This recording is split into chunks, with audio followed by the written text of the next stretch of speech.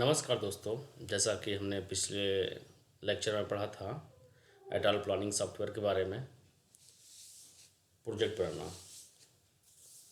जैसा कि हम एटाल प्लानिंग सॉफ्टवेयर से हम कर सकते हैं नेबर प्लानिंग, कवरेज प्रेडिक्शन बनाना, frequency planning, new site planning. लेकिन ये सब करने के लिए पहले हमें प्रोजेक्ट बनाना होता है। तो पिछली बार जैसा कि हमने सीख चुके हैं कि हम प्रोजेक्ट इसमें कैसे बनाते हैं। हमको प्रोजेक्ट बनाने के लिए कलेक्टर डाटा चाहिए, फिर साइट डाटा चाहिए, ट्रांसमिटर डाटा चाहिए। ये सारा डाटा के हेल्प से हम अपना एक प्रोजेक्ट बना लिया। प्रोजेक्ट मेरा बन गया। तो अब हमको पहले हम क्या करेंगे, कवरेज प्रेडिक्शन निकालेंगे। कवरेज प्रेडिक्शन हमको एक साइट का निकालना है, या फिर जितनी साइटें हैं मेरी जो हैं जो दिख रही हैं स्क्रीन पे, इनका सारे साइटों को निकालना है।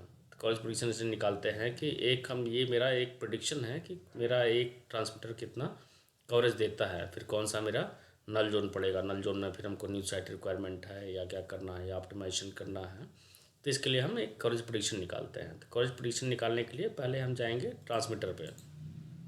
ट्रांसमीटर पे राइट क्लिक करेंगे, प्रॉपर्टीज़ पे जाएंगे। प्रॉपर्टीज़ पे जाने के बाद हम जाएंगे कि यहाँ पे प्रोपोगेशन मॉडल जो है, कौन सा प्रोपोगेशन मॉडल। एक्चुअली कोई भी planning software, coverage prediction, frequency planning, neighbour planning, ये प्रोपोगेशन मॉडल पे ही डिपेंड करता है। प्रोपोगेशन मॉडल हमको कौन सा सेलेक्ट करना है, हम कौन सा प्रोपोगेशन मॉडल पे काम करना चाहते हैं। तो हम इसमें सेलेक्ट किए हैं स्टैंडर्ड प्रोपोगेशन मॉडल, और 6 किलोमीटर तक का कवरेज जो है हम देखेंगे। तो प्रोपोगेशन मॉडल हम स्टैंडर्ड प्रोपोगेशन मॉडल सेलेक्ट कर दिए, अप्लाई कर दिए, फिर देन ओके कर दिए। अब प्रोपोगेशन मॉडल की भी ट्यूनिंग होती है। तो प्रोपोगेशन मॉडल कहाँ पे आता है, पैरामीटर एक्सप्लोरर में जाएंगे, और यहाँ पे हमको दिख रहा है स्टैंडर्ड प्रोपोगेशन मॉडल। इस पर क्लिक करेंगे तो एक विंडो खुल के आएगी। जैसा कि यहाँ पे वैल्यू दिख रहा है स्टैंडर्ड प्रोपोगेशन मॉडल में K1 K2 की वैल्यू। तो K1 K2 की वैल्यू डिपेंड करती है, ये एक बाय डिफ़ॉल्ट वैल्यू है 17.4, 44.9।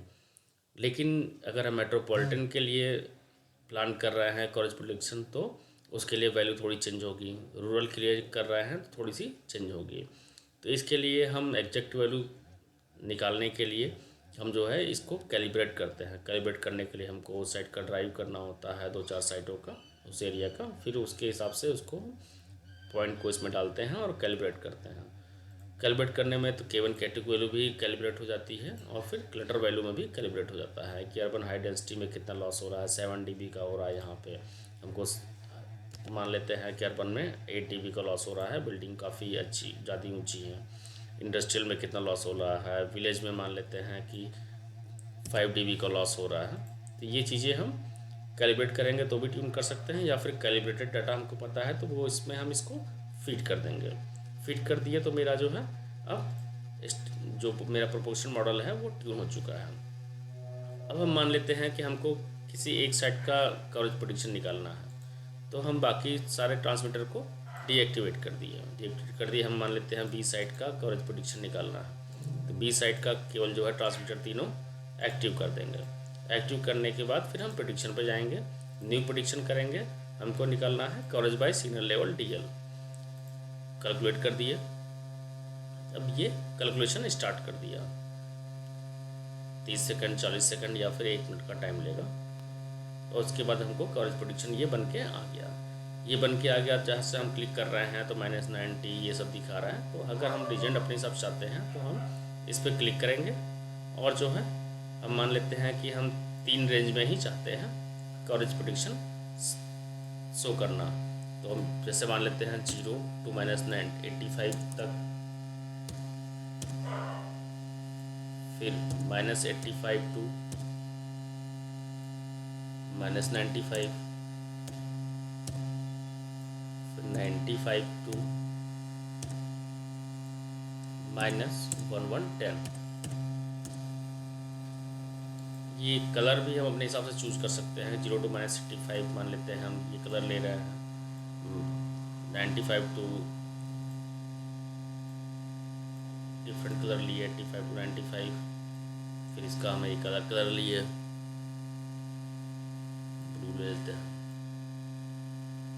अप्लाई कर दिए।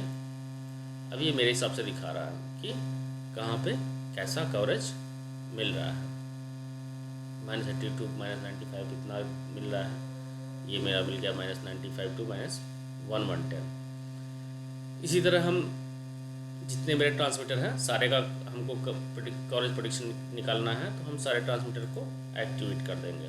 एक्टिवेट कर दिए और अब हम जो है रिकैलकुलेट कर रहे हैं। अब ये जितना मेरा ट्रांसमीटर है बाकी सबका जो है कवरेज प्रेडिक्शन एक साथ निकाल देगा। अभी कैलकुलेट कर रहा है, थोड़ा सा 1 मिनट या 2 मिनट का टाइम लगेगा।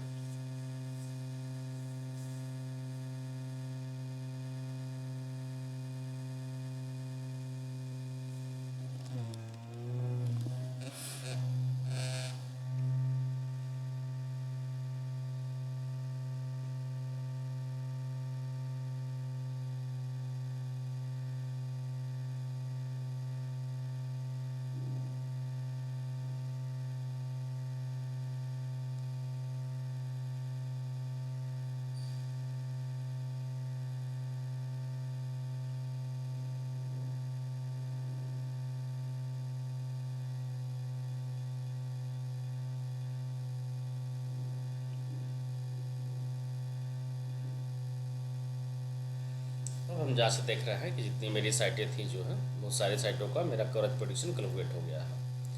अब हम इसका नेबर कैलकुलेट करना चाहते हैं, तो नेबर बाद में इसलिए कैलकुलेट कर रहे हैं कि पहले कवरेज प्रेडिक्शन कैलकुलेट किया, क्योंकि कवरेज के हिसाब से ही नेबर प्लान होगा कि जैसे इसका कवरेज इसके साथ ओवरलैप नहीं कर रहा है तो इसका नेबर हम डेफिनेशन कराने से भी कोई फ़ायदा नहीं होगा। इसका इससे ओवरलैप कर रहा है, इससे इसका ओवरलैप कर रहा है, ठीक ना। तो पहले इसलिए हम कवरेज प्रेडिक्शन निकाल लेते हैं, उसके बाद फिर हम नेबर कैलकुलेट करते हैं। नेबर कैलकुलेट करने के लिए फिर हम वापस ट्रांसमीटर पे जाएंगे और इस पर राइट क्लिक करेंगे। राइट क्लिक करेंगे तो जैसा हमको दिख रहा है कि यहाँ पे नेबर दिख रहा है,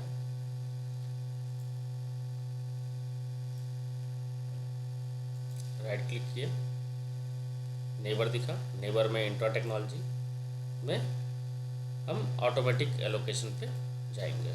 ऑटोमेटिक एलोकेशन पे गए तो मैक्सिमम इंटरसाइट डिस्टेंस कितना होना चाहिए आपको। मान लीजिए आपके साइट का कवरेज 7 किलोमीटर है तो आप 2 साइटों का इंटर डिस्टेंस 14 किलोमीटर पे नेबर डिफाइन कर सकते हैं।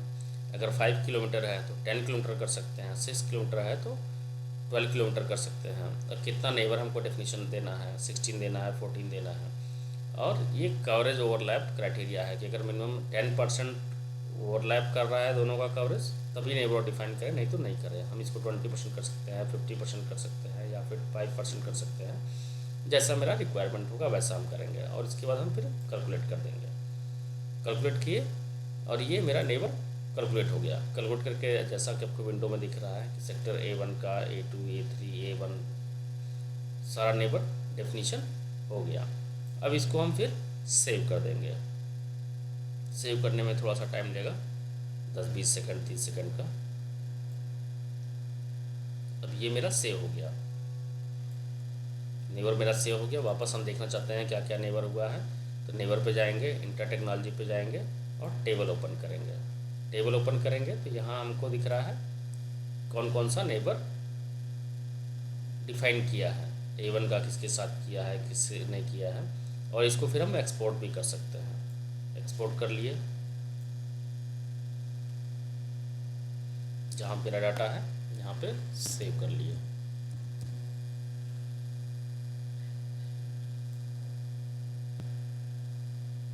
सेव कर लिए, इसको हम वापस देख सकते हैं। Neighbour data,